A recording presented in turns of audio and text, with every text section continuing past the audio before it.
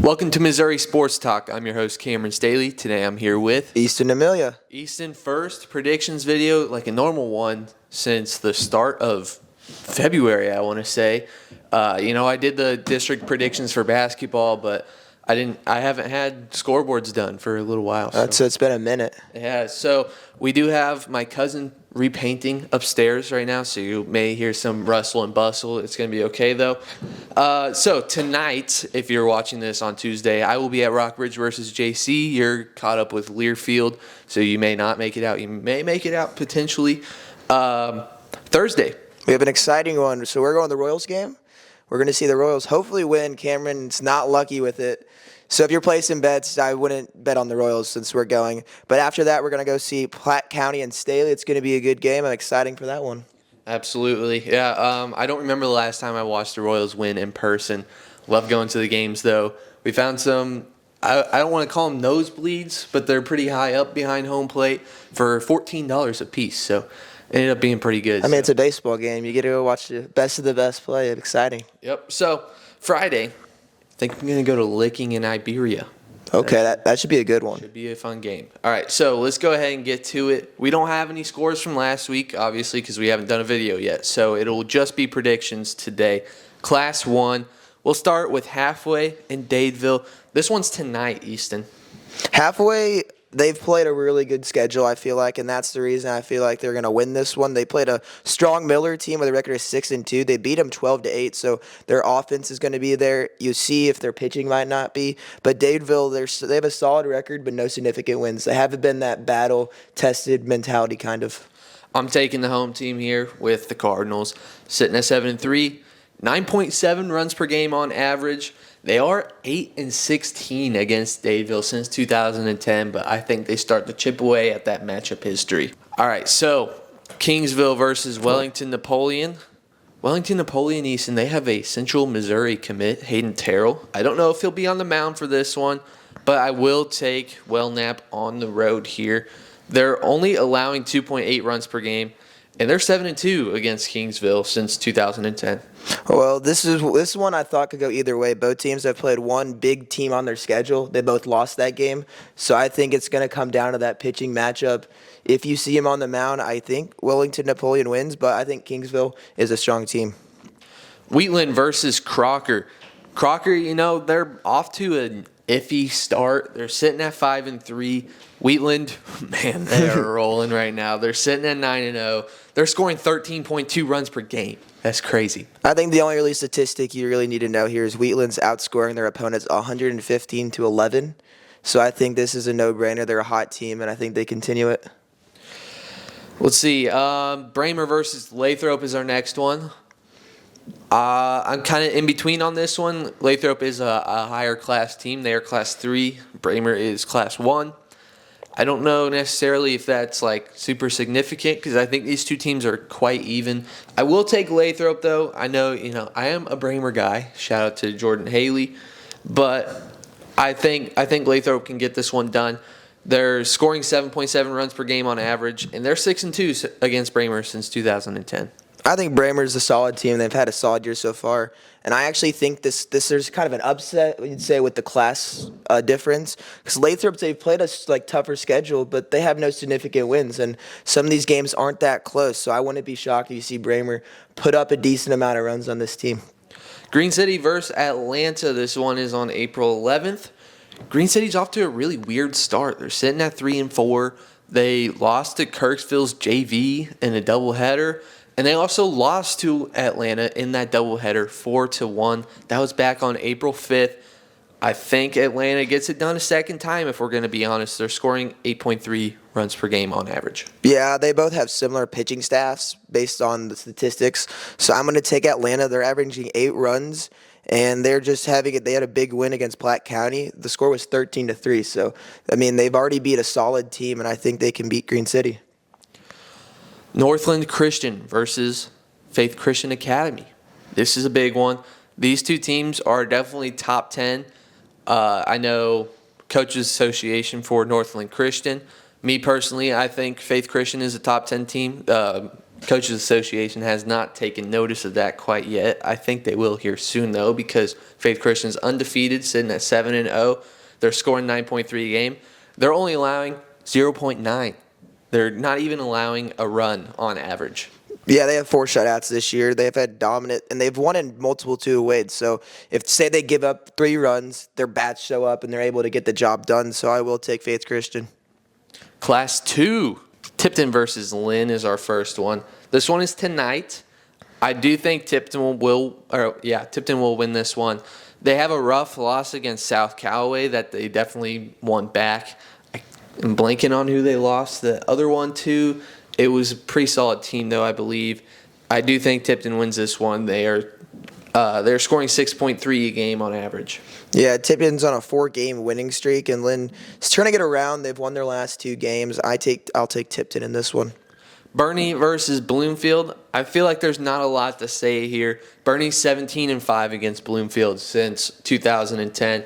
They are averaging 9.3 a game on average, and they're sitting at 6-1. Yeah, Bernie is a strong team, and they're on a 5-game winning streak, and they're losing. They lost to an undefeated Scott City, so it's not like they're losing to bad teams, so I'll take Bernie.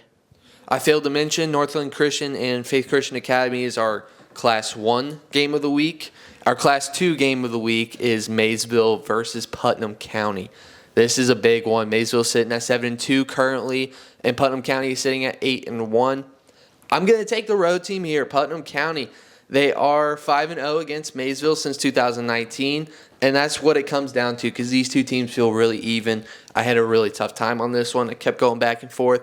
Putnam County, they're scoring 10.8 a game on average. Yeah, they've had 10-plus runs in their last 5 of 9 games, and then 4 games this season, a 4-game winning streak for Maysville, and I think they're going to continue that momentum. They've scored 15 in their last 3 or 4 games. Schuyler County versus Canton. This one's interesting. Schuyler County thought they were going to be better. They're off to a really kind of so-so start, if we're going to be honest. They're 4-3. Canton is 3-1. I wish Canton has played some more games. I feel like having 4 games in, the start of April or a week through April is a little rough. You may want to have a little bit more than that. I will take Canton, though, even though they might be, a little bit rusty. I feel like, in 4 games, you can't really knock off the rust from the offseason.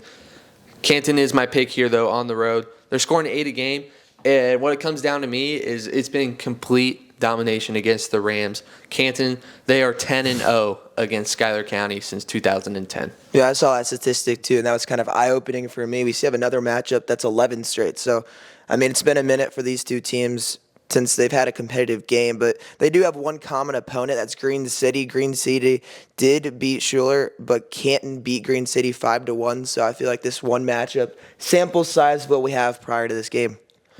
St. Vincent versus Chaffee. Chaffee, man, they are rolling right now. They're sitting at 6-0. They are scoring 11.3 a game on average, and they're only allowing 1.7. I believe they are 15-1, 15-2 against St. Vincent since 2010. So I feel like this one feels pretty obvious. Yeah, this is a kind of maybe a preview of a district matchup they faced last year where Chaffee won 8-5. But I feel like that district opponent, you're kind of coming back. They beat you. They ended your season last year. How are you going to respond? But I think Chaffee, they've played really well. When your margin is almost 10 runs, I feel like that means you're doing everything right. Miller is being hosted by New Heights. This one is on April 14th. So I will take the home team here. They're scoring 9 a game. They're 13-8 against Miller since 2010, but I feel like this one's a toss-up. Yeah, when you look at these teams statistically, they both look at the exact same team. But Miller's been hitting the ball really well. They've scored double digits in their last 4 games, and I'm looking for them to make it 5. Class 3. We're looking at Mid-Buchanan and Pembroke Hill tomorrow. This is a pretty fun matchup. I'm really iffy on this one. I did end up rolling with the away team here, though, Pembroke Hill. I think the Raiders could get this one done. They are scoring 11.2 runs per game on average. They're allowing 1.8, which is identical to Mid-Buchanan. Yeah, Pembroke Hill is a high-powered offense, and they have a solid pitching staff, whereas Mid-Buck, they're on a winning streak, so I feel like that kind of will help them with the momentum winning streaks can create, and that kind of camaraderie between your teams. So give me mid-buck. East Prairie versus Oran. Both these teams are undefeated right now. East Prairie is 5-0. Oran is 3-0. Just now noticing for some reason, I don't know how it took me so long. Both of them are Eagles. So I almost said that the Eagles are 3-0, but then that wouldn't have worked because the Eagles are also 5-0. So. Really? So I will take East Prairie here is the home team. They don't have the best matchup history against Oran. The Eagles have been dominating the Eagles since 2010. But I think this is the year that East Prairie turns it around. They're off to a really hot start. They're scoring 12.6 a game, and they're allowing 2. Yeah, they are almost scoring 13 per game, as you said, and they're shutting down their opponents. I've seen them have multiple shutouts. So I think they no matter what the game is, I think they're able to win. If it's a pitcher's duel, I feel like their pitching staff will show up. If it's a hitting battle where you just can't find an out, I feel like they'll find a way to get it done. Fairgrove versus Warsaw. Fairgrove sitting at 8-2. Warsaw is 5-2. This one is on the 11th. I will go with Fairgrove here. They're scoring 7.3 a game, and they are allowing 3 runs a game. I'm not too worried about it, though. Yeah, when you start your season off 0-2, you can kind of maybe hit the panic button as a coach. But they didn't. They just turned it around, 8 straight games. I mean, this might be one of the hottest teams in high school baseball. I feel like they continue that. Warsaw did play a close game against Odessa. It was 6-5, who is a solid team. They have a winning record. So I feel like both these teams are pretty even, but I do see Fairgrove taking this one. The Class 3 game of the week is Licking versus Iberia. This one should be very entertaining. Licking ended up being 4th place in Class 3 last year. Iberia won the state championship in Class 2. This one, Iberia's already dropped 2 games this year. I will go with Licking. It is a home game. They're hot right now. They are scoring 10.3 a game. They are allowing 3.7. I'm not really a fan of that when you're above 3 runs a game allowed because that says something about your pitching staff. Maybe their last pitcher in the rotation just isn't there. But I do believe they will be throwing their best arm in this one. Yeah, I think I'm very excited for this matchup. I mean, you have teams that both had statewide success last year. Iberia was undefeated in that state champions, but I feel like Licking will win this. They've had a solid year so far. Iberia played a tough St. E team. They did lose by run rule, so I think that is something to take into effect. Yeah. Account. There we go. All right, Bell versus California. I'm not too high on either of these teams. They're both 4-2 right now.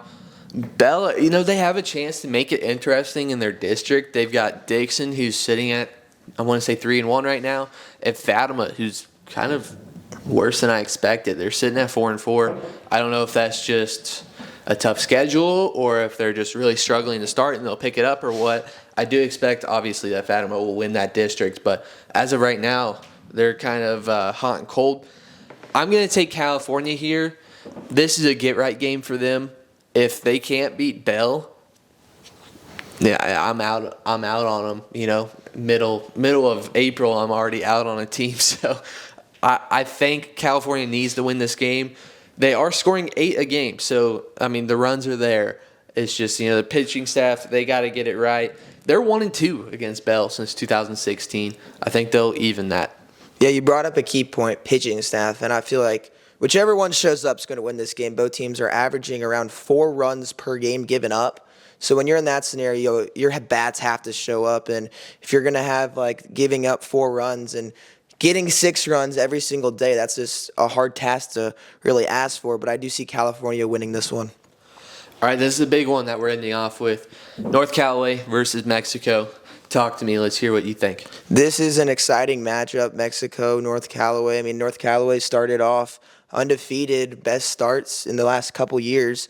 Mexico, they're a solid team. They've played a tough schedule. They're battle-tested, and I really think that battle testing will win this one. North Callaway is a solid team, undefeated. You play everyone you beat. You really can't argue with that, but Mexico, they've lost close games recently, 2-1, 3-1, and they've beat a solid Southern Boone team. I feel like they're able to get this one done.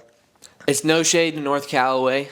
I think that they've got a Final Four run in them, but I do think Mexico will win this one. I know I throw a lot of hate at Mexico's way. Sorry for that, but I will ride with the Bulldogs here. They're scoring 8 a game. They're 15-7 against North Callaway since 2010, so I think they'll get it done again. That's all you got for today. Indeed. So thank you guys for tuning in. Next thing you'll see is Rockbridge versus JC, and then you'll see our large school predictions on Thursday, and then on Friday you will see the Platte County and Staley game, and then on Saturday you will see the Licking and Iberia game. So stay tuned. We've got a lot coming. This has been Missouri Sports Talk. See you next time.